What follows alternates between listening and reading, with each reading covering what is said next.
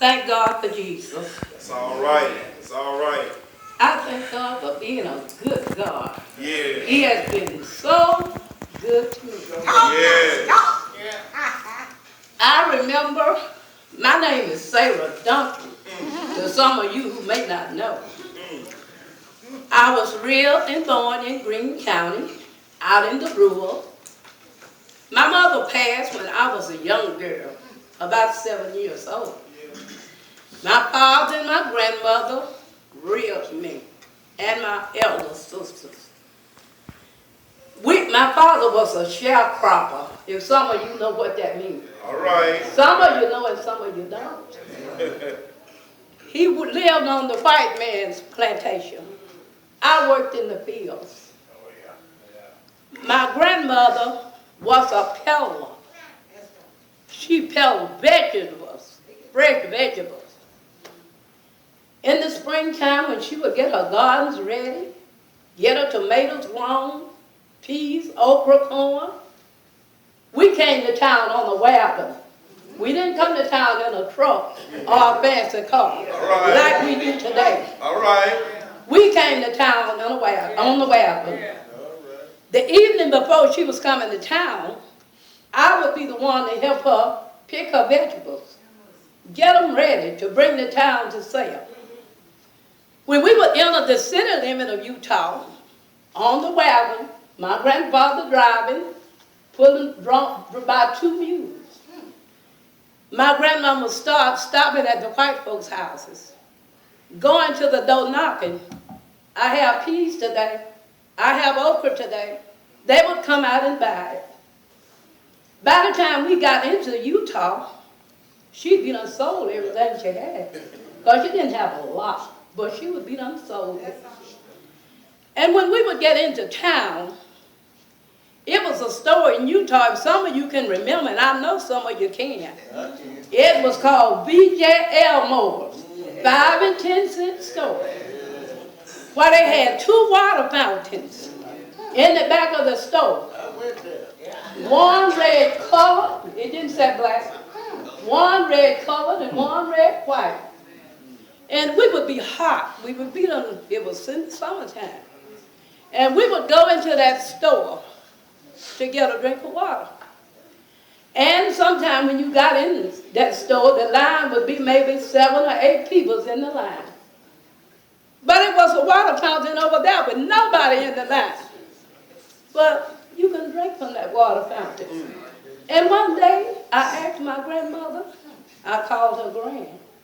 I said, Gran, why can't we step over to that fountain and get a drink of water? She said, you're not allowed to. That bothered me. I didn't know what she meant when she said it wasn't allowed. All right. I mean, the water was there. Nobody in line. I'm thirsty, waiting on somebody to move so I can get a drink of water. And there's a vacant water fountain. Thank God for Jesus. Thank God for Jesus. You sure ain't making that up. Thank God for Jesus. Okay. After the water fountain, I remember going to Jimmy's Grills, and I know some of y'all know about him. Why you had to go around to the back window to order your burger. Probably the burger didn't cost but 15 cents. But you had to order it out the window. Your burger was handed out the window to you. You handed whether it was raining, sleeting or snowing, you couldn't go inside to sit down to eat a burger. I went there. Thank God for Jesus, we can sit anywhere our money allows. Okay, I want to talk a little bit about the county. We got peoples in Greene County. I don't have to go outside of the county to find and see black history. All right. All right. Black history is all around me. That's right. Everywhere I look is black history. I remember Judge Branch, bless his heart, and let me just say this.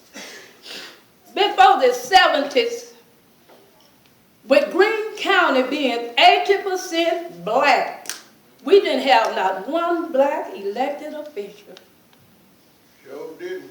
I remember it stayed on my mind. I couldn't get over. It was something that I guess this what enticed me to become a part of the civil rights.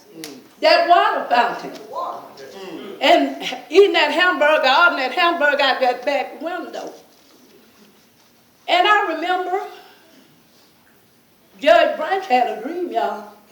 Everybody hollering about Dr. Martin Luther King had a dream. That little piece of leather who was well put together had a dream. All right. He had a dream for the people of Greene County. That's right. So he decided one day in his mind that he was going to make some changes in Greene County. I wasn't in the very first beginning of it, but when I went to hearing about they was having mass meetings at First Baptist, and they was getting ready to demonstrate and do some stuff to make some changes in Greene County, well, I'm not glad. I was so glad to hear some changes was going to come to Greene County. Right. With 80% black folks, you ought to have somebody somewhere in place look like you. That's right. So I thank God for that. As Judge Branch and a few concerned citizens. Y'all heard what I said, concerned citizens. Everybody wasn't concerned. Everybody didn't participate in the civil rights struggle. But if you listen at them now, I was there. I was there, but you weren't there. But Judge Branch and a few other citizens from all over Greene County came together at First Baptist Church in Eutaw, discussing some things that we could do to change our county. And the number one thing was to get our people registered to vote, and which some of us won't even do today with the struggle that we went through with to get to register to vote. People lost their lives, came into Greene County to help us to do the things in Greene County that we needed to get done to try to get better. So we started meeting at the First Baptist Church, started marching and demonstrating, and I ain't gonna be too long, y'all. I can talk all day, but I'm gonna write a book. And y'all can read my book. But anyway, we started meeting and protesting and doing things to try to make some changes in Greene County. It was a long, hard road. When you look back down that road, it ain't right there. It was a long, hard struggle. We had people came in like Reverend Orange, Reverend Hosea Williams, and just the list goes on and on. I'll be all day trying to name them, to come in to help us to demonstrate. Big Bill Lee up there with his billy club waiting on you to come across the line so he could beat you down. But thank God for Jesus, Judge Branch, Sheriff Gilmore, and people from all over, and I can't name them, I'm not going to try to stop, all over the county decided we wasn't going to let nothing turn us around. We kept struggling and we kept striving. We kept struggling and we kept striving until finally we got a right to vote. When we got a right to vote, that's when the changes came back. That's when we could pick people that sit in these offices like they sit there today that look like us. All right. Thank God for Jesus. And the first circuit clerk, Judge Branch's dream brought him to be the first black probate judge in the nation. That's right. Not just in Greene County, in the nation. That's right. First black probate judge. Little piece of leather, well put together. He's gone on home to glory now. But he left a legacy in Greene County and in this state and in this nation for his people. Reverend Thomas Gilmore, the sheriff of Duncan, he had so much confidence in God because he had brought us through such a struggle that he knew he could be a sheriff without a gun because he had God on his side. When you got God on your side, you don't need the gun. God is the gun.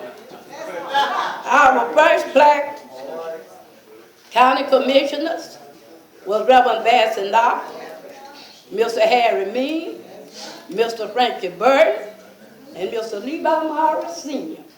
Those were our county commissioners. Reverend James Posey, Mr. Robert Hines was the first black school board member in Greene County.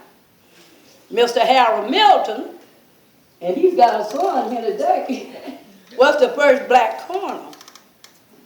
Mrs. Waydeen Williams, and I know you all remember her, she was the first black circuit clerk.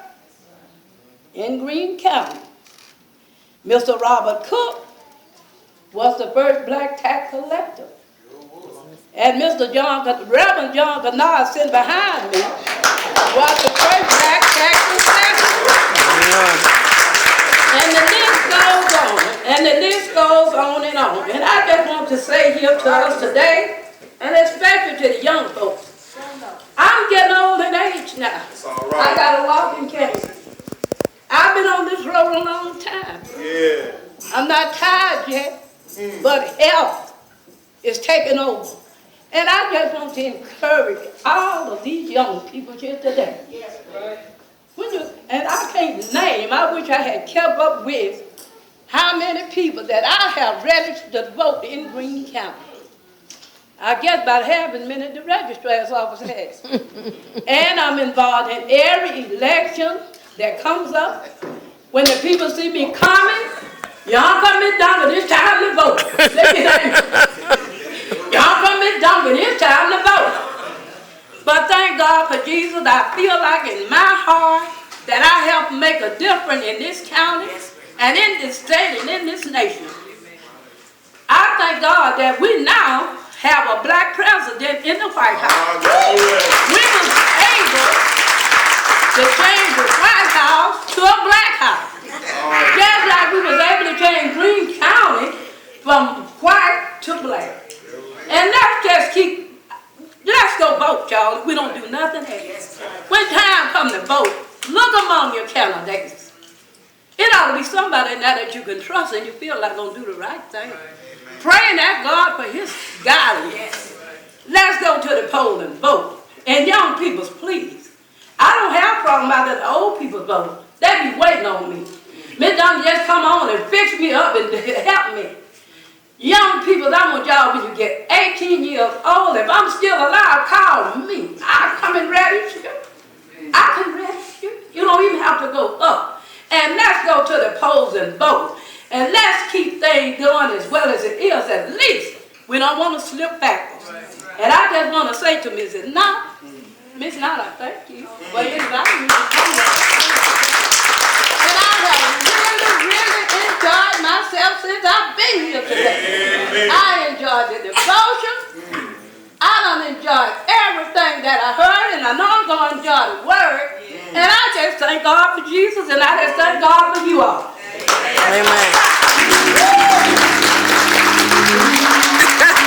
Amen.